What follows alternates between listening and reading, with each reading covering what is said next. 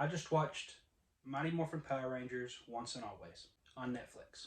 I've been waiting a really long time for a special like this, so let me break it down for you. And I'll start by saying this. I'm a lifelong Power Rangers fan. I've been watching since I was a little kid. One of the first Halloween costumes I can remember wearing, my grandmother made it for me, and it was a green Power Ranger. Tommy was my hero. R.I.P. Jason David Frank. That being said, when I heard they were making this movie, I got really excited. I thought, yes, the original Mighty Morphin back together again in a movie. However, I knew Jason David Frank couldn't be a part of it, so no Tommy, and of course no Trini in this movie. And then I heard there wasn't going to be Jason or Kimberly. So what we have left is Billy the Blue Ranger and Zach the Black Ranger.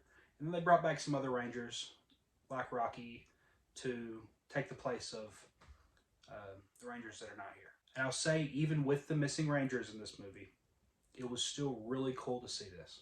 Brought back a lot of memories. I did wonder how they were going to handle the Rita Repulsa thing, just knowing her story and how it developed in the past. And I thought it was okay the way they did it, bringing her back in the robotic form and her wanting to get back with her younger self, yada, yada, yada. I won't get too much into the storyline on that, so I don't spoil too much, but I guess it worked for what they were doing.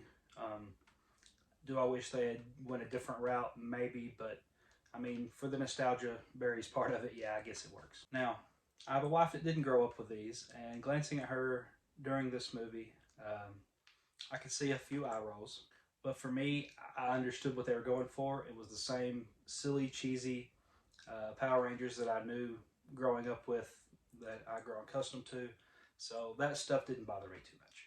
I wasn't expecting a really great story. I mean, it was only an hour-long special movie type thing, so they couldn't have dove too far into the character development.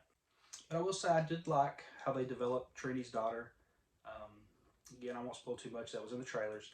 I thought they handled that whole situation pretty well. The actress, you could tell she's a newer actress. She's probably not done just a whole lot. And I've not looked at her IMDb. Maybe she's done more than I feel like. It just seems like she's a newer actress. So that was fine. It was a little shocking to see how aged Zach and Billy are. Just makes me feel a little bit older now. But overall, am I giving this a thumbs up or a thumbs down? Well, as someone who grew up loving these shows, especially the original Mighty Morphins, I'm going to give this movie a thumbs up. This is not going to be for everybody.